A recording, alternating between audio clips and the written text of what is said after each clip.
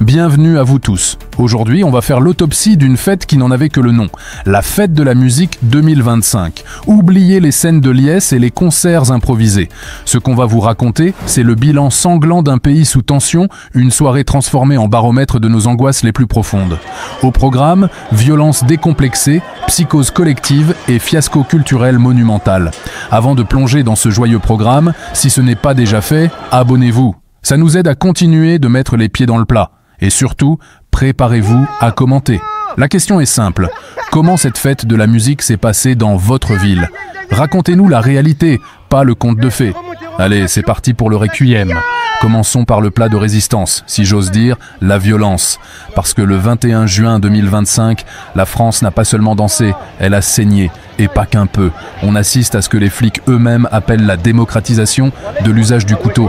Fini les gnons, maintenant on sort la lame pour un oui ou pour un non. Prenons Marseille.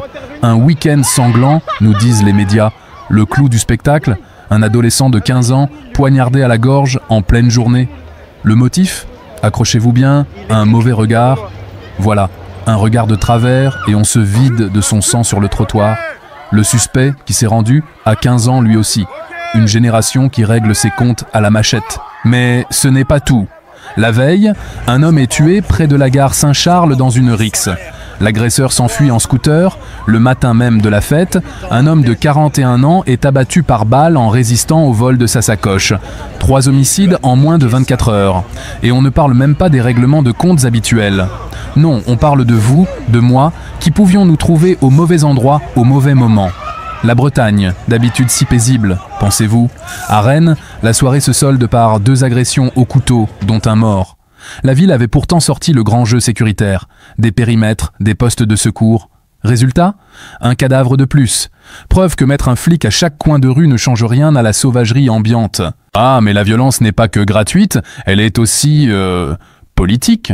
À Toulouse, le maire Jean-Luc Moudenc et ses élus se font agresser par des manifestants pro-soulèvement de la terre. Insultes, jets de bouteilles, une élue blessée à l'épaule et hospitalisée. Voilà la nouvelle façon de débattre. On ne discute plus, on défonce. On transforme une fête populaire en champ de bataille idéologique. Et un petit tour à Nice pour la route ? 3 attaques au couteau distinctes, plusieurs blessés, Marseille, Rennes, Toulouse, Nice. La carte de France de la violence s'écrit en lettres de sang. Alors, la France va bien ? Mais le sang n'est pas le seul drame. Non, il y a une violence plus sournoise, plus moderne, qui a pourri la fête avant même qu'elle ne commence, la peur. La vraie terreur de 2025, ce n'est pas tant la piqûre elle-même, c'est la peur panique de la piqûre sauvage. Merci TikTok, merci Twitter pour avoir transformé une soirée en angoisse nationale. Des appels à la piqûre sauvage ont circulé et des milliers de jeunes femmes se sont retrouvées paralysées par la trouille. Je stresse déjà. J'ai peur pour ma petite sœur. Je vais sagement rester chez moi. Voilà la liberté en 2025. Rester cloîtré chez soi par peur d'une agression. Face à ça, on assiste à des scènes surréalistes, des appels à la sororité pour ne jamais être seul, des jeunes femmes qui s'équipent de bombes au poivre ou de tasers, des applications d'alerte sur les téléphones. On ne se prépare pas pour aller écouter de la musique, on se prépare pour aller en zone de guerre.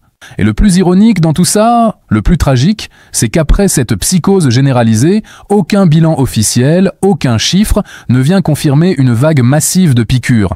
La menace, amplifiée jusqu'à l'hystérie par les réseaux, a suffi. Elle a suffi à gâcher la fête, à restreindre les libertés, à instiller le poison de la méfiance partout. Mission accomplie. Face à ce bordel généralisé, à ces violences et à cette paranoïa, que fait l'État ?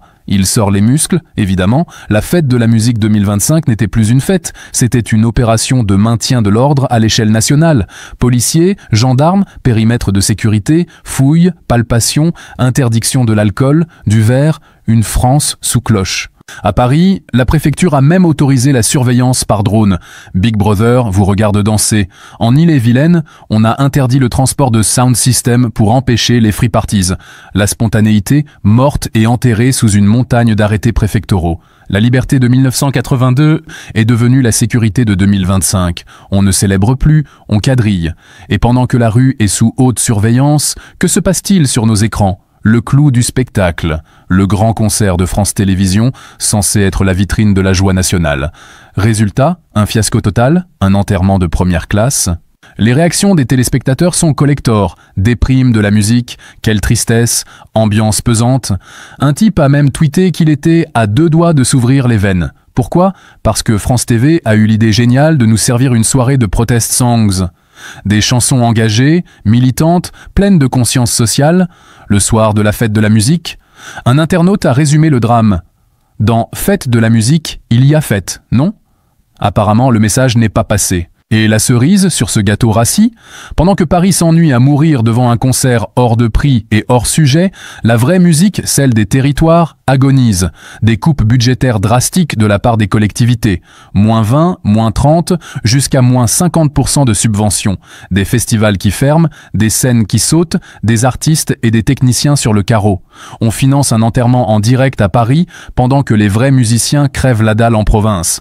Voilà le drame culturel français. Alors, quel est le bilan de cette fête de la musique 2025? C'est le miroir grossissant de toutes nos fractures. Une violence banalisée, une peur sociale qui ronge le quotidien, un État qui répond par le contrôle et une culture à 2 vitesses qui ne sait plus à qui elle parle. La vraie question, ce n'est plus comment faire la fête, mais comment survivre à la fête. On est passé de la célébration à la gestion de crise. Alors, je vous repose la question. Dites-moi en commentaire comment ça s'est passé dans votre ville. Est-ce que vous avez eu droit à la version sanglante, à la version parano, à la version chiante ou miracle, à une vraie fête? Si vous avez osé sortir, bien sûr. Personnellement, je suis resté à la maison, donc j'aimerais bien savoir vraiment ce qui s'est passé chez vous pour savoir si on peut faire confiance ou pas à ce qu'on nous raconte. Parce qu'au moment où j'enregistre cette vidéo, on annonce 1500 blessés, dont 13 policiers, 51 voitures brûlées et 145 femmes victimes de piqûres. Abonnez-vous à la chaîne, mettez un like si cette autopsie vous a plu et activez la cloche pour ne rien rater de nos prochaines dissections. On se retrouve très vite pour une autre vidéo. Portez-vous bien. Et n'oubliez jamais, tout ce qu'on vous raconte n'engage que vous.